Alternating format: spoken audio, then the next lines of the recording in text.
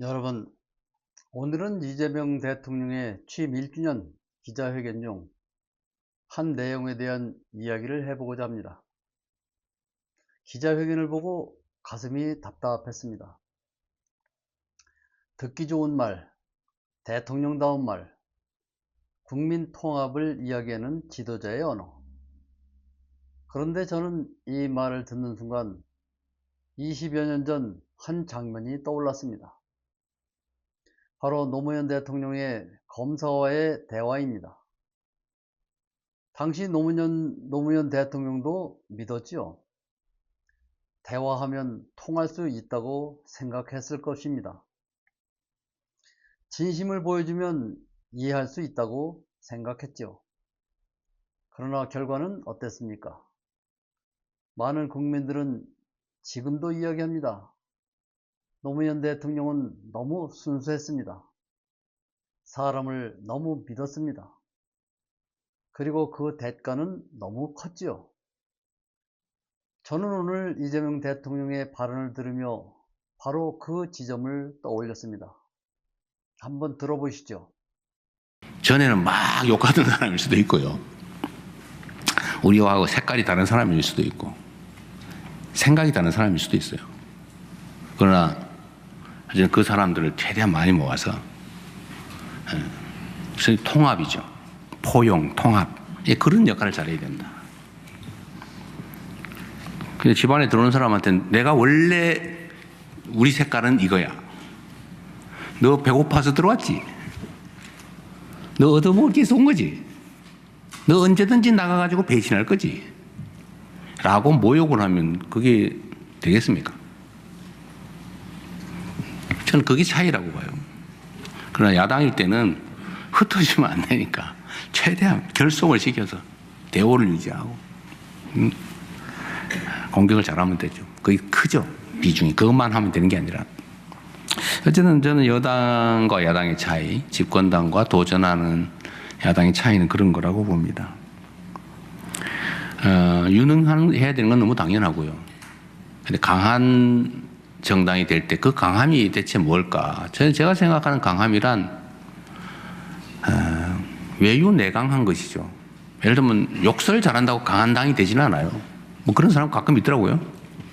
막 세게 얘기하면 되는 줄 알고 막 반말에 막 모욕적으로 막 거의 폭언인지 주장인지 알 수 없는. 강해 보이죠. 그러나 그럴 때마다 다 떨어져 나가죠. 소수만 남겠죠. 그건 강한 게 아니다. 진짜 강한 거는 바다 같은 거라야 되는 거죠. 다 받을 수 있어야죠. 다른 건 원래 당연한 거야 라고 생각해요. 아니 뭐 쌍둥이도 다른데 이해관계를 달리하는 사람들 또는 이념과 가치가 다른, 살아온 과정이 다른 사람들이 어떻게 똑같을 수 있겠어요? 다른 게 너무 당연하지. 근데 그 다름을 막 강조하면 다 적군되죠. 똑같은 사람 찾으면 결국 나밖에 안 남아요. 다 다르잖아요. 끊임없이 같은 점을 찾으려고 노력해야 되고. 저는 그게 정치라고 봅니다. 특히 집권을 했을 때는 더더욱 그래야죠. 과격한 표현이나 색채를 구분한다든지 사상 검열을 한다든지 이해관계를 가지고 모욕한다든지 이래버리면 안 된다는 게 제 생각이에요. 그리고 이겼냐 졌냐 그건 뭐 기준에 따라 다 다르죠. 숫자가 과반이 넘으면 이긴 건가 10개를 넘으면 이긴 건가 그럼 기준 따라 다 다르죠. 판단 주체 기준 따라 다 다릅니다. 근데 이길 거를 졌다 또 이겨야 되는 곳을 졌다고 하면 그 문제가 다르죠. 최소한 성공은 아니죠. 나 정말 제가 원래 그 정치 선거에서 중립해야 되잖아요. 근데 표정은 중립이 잘 안 되더라고. 중립하려고 노력했어요. 이해가 안 돼요. 그런 장면들이 많이 있죠. 물론 지금의 상황은 다릅니다. 노무현 시대와 이재명 시대는 다르죠. 국회도 다릅니다. 언론 환경도 다르지요. 정치 구조도 다릅니다. 그러나 인간의 본성은 크게 변하지 않습니다. 권력 주변에 사람이 모이는 방식도 크게 달라지지 않습니다. 역사를 돌아보면 언제나 똑같았습니다. 새로운 권력이 등장합니다. 그러면 가장 먼저 달려오는 사람들이 있습니다. 대의를 위해 오는 사람도 있고요. 개혁을 위해 오는 사람도 있습니다. 그러나 그들만 오는 것은 아닙니다. 기회를 위해 오는 사람도 있고 권력을 위해 오는 사람도 있습니다. 유리한 자리를 위해 오는 사람도 있습니다. 저는 이것이 바로 우리가 알고 있는 이재명 현상의 본질입니다. 이미 1년 전부터 움직이고 있었습니다.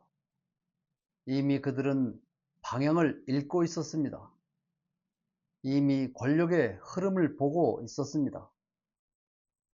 이미 대통령의 정치 스타일을 분석하고 있었습니다. 이번 기자회견은 새로운 신호가 아니라 확인 과정에 가깝습니다. 그들이 예상했던 방향이 맞았다는 것을 확인한 것입니다. 여기서 저는 이재명 대통령의 과거 발언을 떠올립니다. 성남시장 시절 그는 아주 유명한 말을 했습니다. 어설픈 관용과 용서는 참극을 부른다. 참 강렬한 말입니다. 그리고 사실입니다. 역사는 수없이 증명했습니다. 원칙 없는 용서는 문제를 키웁니다. 책임 없는 관용은 조직을 무너뜨립니다. 검증 없는 포용은 결국 내부를 흔들지요. 지금도 이 말이 틀리지 않지요. 오히려 지금 더 중요한 말입니다. 그래서 묻고 싶습니다. 과거에 이재명이 말했던 그 교훈은 지금도 살아있는가? 아니면 어느새 잊혀지고 있는가? 물론 대통령은 시장과 다릅니다. 야당 대표와도 다릅니다. 국민 전체를 품어야 합니다. 동참도 해야 합니다. 포용도 해야 합니다. 그것은 대통령의 의무입니다. 그러나 통합과 포용이 원칙보다 앞설 수는 없습니다. 바다는 넓어야 합니다. 하지만 바다도 방향을 잃으면 안 됩니다. 강물에 오염물을 정화 없이 보내면 결국 바다가 썩습니다. 정치도 마찬가지입니다. 포용은 필요합니다. 그러나 검증도 필요합니다. 통합은 필요합니다. 그러나 기준도 필요합니다. 저는 지금 이재명 대통령을 비난하려는 것이 아닙니다. 오히려 그 반대입니다. 4년 후 그 어떤 불행한 일도 없기를 바랍니다. 훗날 누군가 오늘의 기자회견을 들먹이며 대통령을 조롱하지 않았으면 좋겠습니다. 그래서 더 걱정됩니다. 왜냐하면 우리는 이미 비슷한 역사를 경험했기 때문입니다. 그리고 저는 문득 이런 생각도 해봅니다. 어쩌면 우리 국민이, 어쩌면 우리 지지자들이 이재명 대통령에게 너무 많은 기대를 했던 것은 아닐까. 그 역시 인간입니다. 우리보다 조금 더 뛰어난 정치인일 수는 있습니다. 그러나 이재명은 신이 아닙니다. 모든 것을 다 볼 수 있는 사람도 아닙니다. 실수하지 않는 사람도 아닙니다. 그래서 더 중요한 것은 대통령 한 사람의 능력이 아닙니다. 주변에 누가 있는가? 누가 대통령의 눈과 귀를 가리는가? 누가 진심으로 돕고 있는가? 누가 자신의 욕심을 채우고 있는가? 그것을 국민이 함께 지켜보는 것입니다. 정치는 결국 사람의 싸움입니다. 그리고 역사는 늘 같은 질문을 던집니다. 포용은 좋은 것이다. 그러나 포용은 어디까지인가? 용서는 아름답다. 그러나 용서는 누구에게 하는 것인가? 통합은 필요하다. 그러나 무엇을 지키기 위한 통합인가?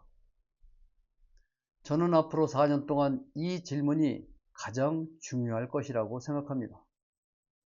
이재명 대통령이 말한 바다 같은 포용, 그 바다가 대한민국을 더 넓게 만드는 바다가 될지, 아니면 기회주의자들의 안전지대가 될지, 그 답은 앞으로의 정치가 보여줄 것입니다. 우리는 비난보다 관찰이 필요합니다. 맹목적 지지보다 원칙 있는 응원이 필요합니다. 그리고 무엇보다 과거의 교훈을 잊지 않는 기억이 필요합니다. 역사는 기억하는 국민에게 같은 실수를 반복하지 않기 때문입니다. 오늘 영상은 여기서 마칩니다.